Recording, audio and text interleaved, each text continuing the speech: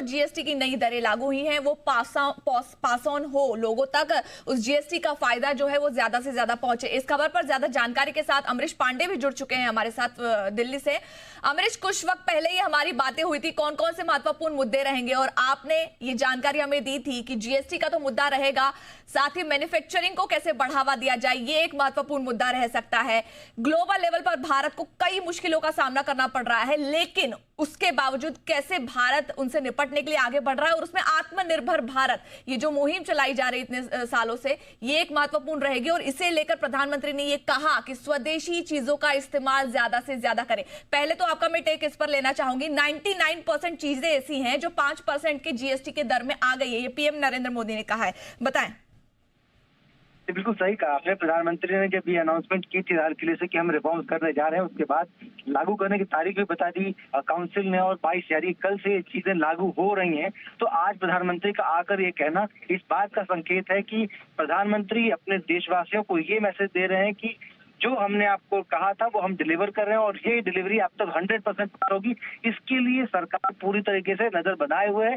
सभी stake holders जो सरकार के हैं वो इस पर नजर बनाए हुए हैं। अगर ऐसा कुछ नहीं होता है तो उन लोगों पर कार्रवाई होगी, ये मैसेज इंडस्ट्री को भी गया है। दूसरा ये कि दूसरी जो बातें अहम कही है वो है स्वदेशी की बात। स्वदेशी इसलिए क्योंकि घरेलू जो रिफॉर्म्स के कारण, चाहे वो टैक्सेशन का रिफॉर्म्स रहा हो, चाहे वो जीएसटी का रिफॉर्म रहा हो, उसके बाद लोगों की जेब में पैसा आया है, और जिस तरीके की ग्लोबल अनसर्टेनिटी चल रही है उससे निपटने के लिए घरेलू कंजम्पशन को बढ़ाना एक बहुत अहम जरिया हो सकता है मैन्युफैक्चरिंग को बढ़ावा देने के लिए। मैन्युफैक्चरिंग बढ़ेगी तो जॉब जनरेशन होगी, जॉब जनरेशन होगी तो उन लोगों को जो तकलीफें आ सकती थी या एक सेटबैक लग सकता था, उनसे उसको बचाव मिल सकता है। और दूसरा ये कि जिस तरीके से टैरिफ का पूरा खेल चल रहा है, चारों तरफ ये सैंक्शंस की बात चल रही है, उस तरह के जो अनसर्टेनिटी है उससे बचने का सबसे अच्छा तरीका है कि भारत स्वदेशी को अपनाकर वो कंजम्पशन को खुद से जनरेट करे। अपनी जो जरूरत की चीजें हैं वो भारत में मैन्युफैक्चर भी हो और उस तरीके से आगे भी बढ़े। तो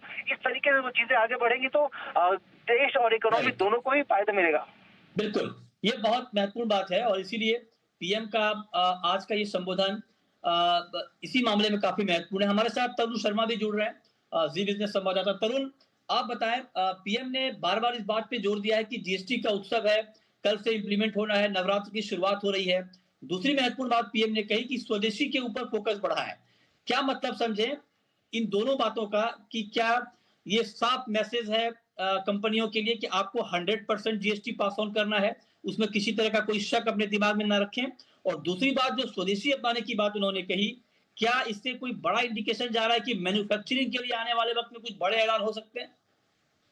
मैं बताना चाहूंगा कि जो प्रधानमंत्री का जो अभी का संबोधन था वो साफ तौर से, जिस तरीके से आपने कहा, एक मैसेजिंग करने का संबोधन था। इसके साथ साथ ये संबोधन उन लोगों के लिए भी था जिस उन्होंने कहा कि देश के अंदर एक नैनो मिडिल क्लास तैयार हो रहा है। ये पहली बार इस एक वर्ल्ड का जनरेशन हुआ है कि वो 25 करोड़ लोग जो गरीबी रेखा से मिडिल क्लास में आए हैं उनको इसका सीधा फायदा मिलेगा। वो एक तरीके के नैनो मिडिल क्लास हैं। और एक चीज जो प्रधानमंत्री ने कही, जिस आंकड़े का सबको इंतजार था, कि जो इनकम टैक्स और जीएसटी दोनों में जो रिलीफ दिया गया है एक साल के अंदर, उससे कितना फायदा आम इंसान को होगा। तो उन्होंने कहा कि 2.5 लाख करोड़ रुपए का फायदा यहाँ पे आम इंसान को होगा। दो जो बड़े मेजर्स लिए गए हैं, जो बजट के अंदर लिया गया कि 12 लाख रुपए तक आप पे इनकम टैक्स नहीं लगेगा उसको, और जो जीएसटी के अंदर जीएसटी 2.0 जो लेकर आए, जिसमें एक बड़ी कटौती यहाँ पे की गई है, उन दोनों को मिला के 2.5 लाख करोड़ रुपए का फायदा यहाँ पे आम इंसान तक पहुंचाने की कवायद सरकार की है। और ये बात कि क्या कंपनीज इसको पास ऑन करेंगी, नहीं करेंगी, ये नहीं करेंगी तो क्या होगा, मैं अपने दर्शकों को बताना चाहूंगा कि सरकार ने ऑलरेडी अपना एक एसओपी तैयार कर लिया है। सीबीआईसी ने जितने फील्ड ऑफिसर्स हैं उन सबको एक एसओपी भेजा है, और उन्होंने डेटा कलेक्शन ऑलरेडी स्टार्ट कर दिया है कि 21 तारीख को उनके प्रोडक्ट की क्या प्राइस थी, और 22 तारीख से जब ये कटौती हो जाएगी तो उसके इम्प्लीमेंटेशन होने के बाद जो प्रोडक्ट पे जीएसटी घटाया गया उसके क्या बेस प्राइस रहेगी। ये दोनों कलेक्शन जो है वो हर हफ्ते फील्ड ऑफिसर्स जो है वो सीबीआईसी को भेजेंगे, और यदि कोई कंपनी या कोई रिटेलर इसको पास ऑन नहीं करता है तो उस पे एक सख्त एक्शन लेने का भी प्लान यहाँ पे सरकार कर रही है।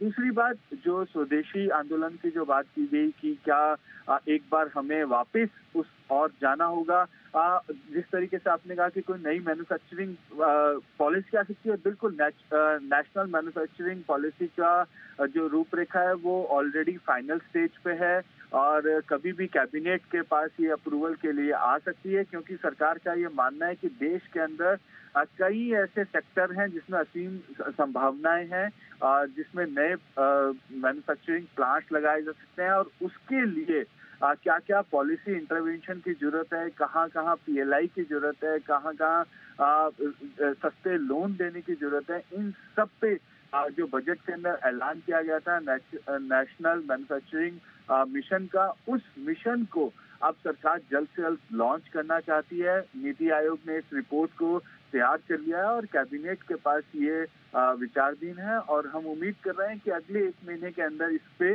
कैबिनेट फैसला भी ले लेगी। ये फैसला उन सेक्टर्स के लिए होगा जहां पे जॉब जनरेशन जो है वो बहुत ज्यादा हो सकता है, जैसे ऑटो एंसिलरीज है, शिपिंग है, टेक्सटाइल के कुछ ऐसे सेक्टर्स हैं, मोबाइल मैन्युफैक्चरिंग है, इसमें अफोर्डेबल हाउसिंग भी है। अफोर्डेबल हाउसिंग उन लोगों के लिए जो वर्कर्स फैक्ट्रीज में काम करते हैं, उनको आसपास कैसे घर मिले, ये भी एक बड़ा सेक्टर उभर के आ सकता है। तो इस तरीके की तैयारी सरकार की है, क्योंकि सरकार ये चाहती है कि जो टैरिफ की मार जो एमएसएमई या एसएमई पे पड़ रही है उसका सीधा फायदा डोमेस्टिक कंजम्पशन बढ़ा के उसको कंपनसेट किया जा सकता है। बिल्कुल बिल्कुल, शुक्रिया तरुण हमारे साथ जुड़ने के लिए, ये एक महत्वपूर्ण जानकारी देने के लिए। प्रधानमंत्री नरेंद्र मोदी का ये संबोधन हुआ, जिस संबोधन पर हमारे साथ मृत्युंजय कुमार झा कमोडिटी एडिटर, साथ ही अमरीश पांडे भी जुड़े थे, जिन्होंने ये पूरी जानकारी दी, और